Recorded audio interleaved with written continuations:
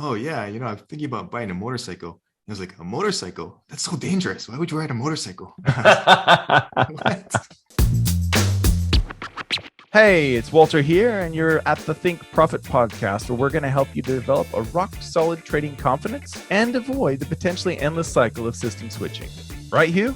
That's right. We're going to help you develop a wealth mindset, develop a trading strategy that fits your core personality, and help you overcome the obstacles that stop over 90% of traders. All right, Hugh, sounds good. You ready to go? Yeah, let's do this.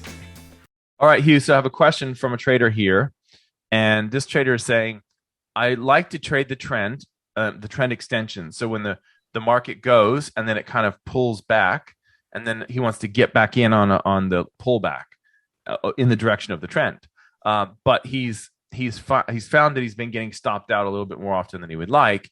And he said he's learned from other traders this idea of using, different momentum type indicators to decide when the pullback is sort of ending.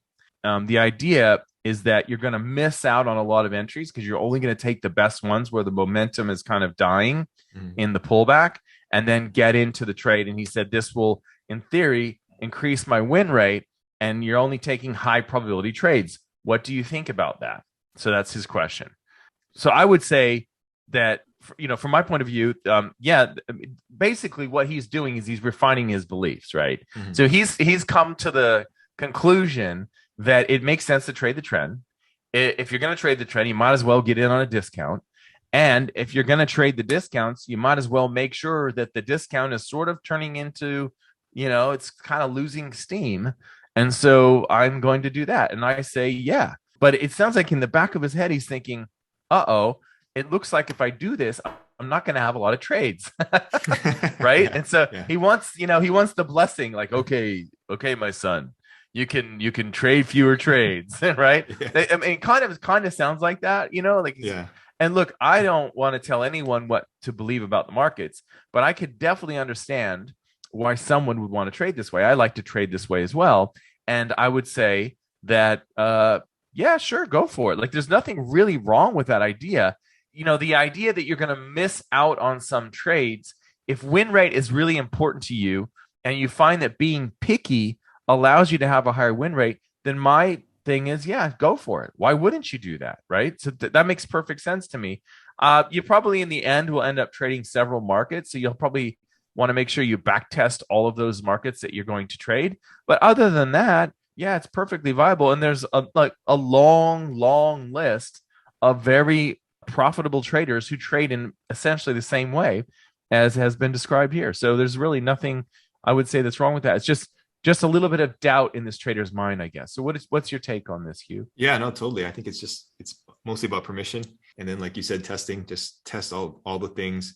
And a third thing I would add is maybe perfection, going for a little bit too perfect of an entry or whatever. Yeah, just play around with different ideas and then see if they work out, in a way that is acceptable to you, either from the win rate or from a return standpoint. So, yeah, I think you had it spot on for sure. Yeah, that's a good point about the perfection, because depending on how you trade, essentially going to come down to, there's one of two kind of camps that a lot of traders fall into. It's the camp of fear of pulling the trigger, which is kind of what this trader is in, right? Like, I want everything to be perfect sort of thing. Or there's the over trader, the trader who like revenge super trades, aggressive, yeah, and has So it's basically like the hyper aggressive scalper or person who just wants to take a bunch of trades and make sure that I'm up on the day sort of thing, versus over trading, and versus this trader who kind of wants everything to be perfect, like you say.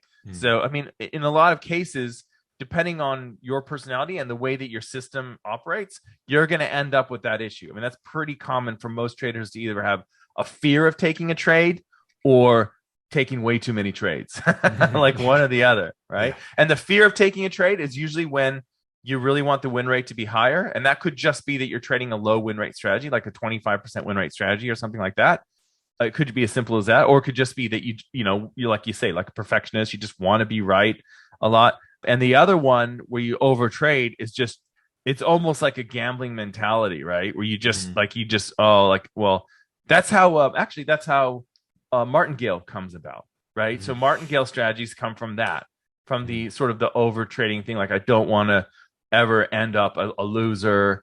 You know, I'll get all my money back on this next trade sort of thing, right? Mhm. So it is interesting though that you can kind of, in a gross sense, you can kind of split the trading world into one of those two camps. Like you can pretty much guarantee you're going to be dealing with one of those two issues. You know?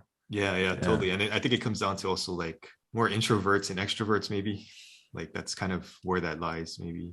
You know, people who are worried of or afraid of making a mistake are going to undertrade, and the people who are really gung-ho and are all about getting things done are going to overtrade, right? Yeah, so somewhat one way to characterize that would be like sensation seeking.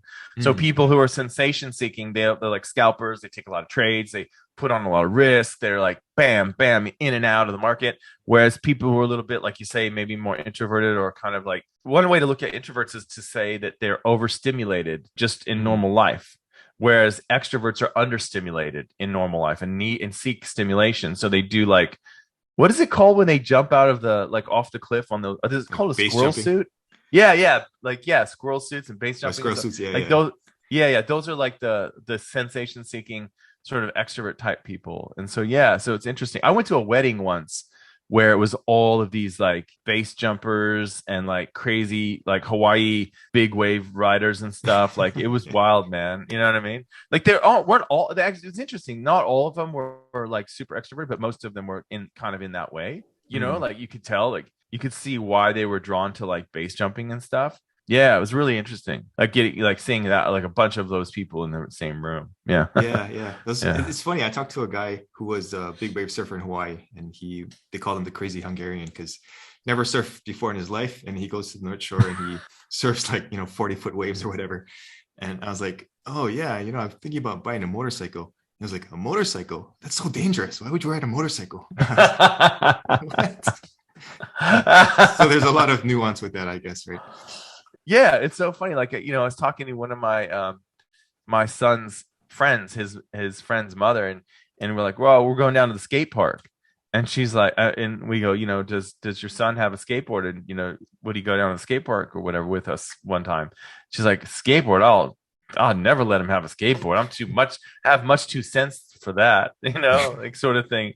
Meanwhile, like her son's like climbing up these big towers and jumping off into the water at low tide and stuff like that. Like, you know what I mean? Like doing all these crazy things where you're like, really? Okay. It's just like perception. Like, Yeah. people say that riding a bike is dangerous, a bicycle, right? On the roads. And yet, you look at the stats for people in the cars on the roads, you got a pretty good chance that throughout your life, like you're going to get in a real nasty accident at least once, right? Mhm. That's pretty much baked into the cake. Like that is going to happen because of just the odds. Whereas people are terrified to go out in the water because of sharks, and they're like you probably be struck by lightning twice before you be bitten by a shark. So Yeah. it's just it's crazy. Yeah. Okay, cool. Thanks, Walter. See ya. See ya. See ya. All information in this podcast is for educational and informational purposes only and is not trading or investment advice.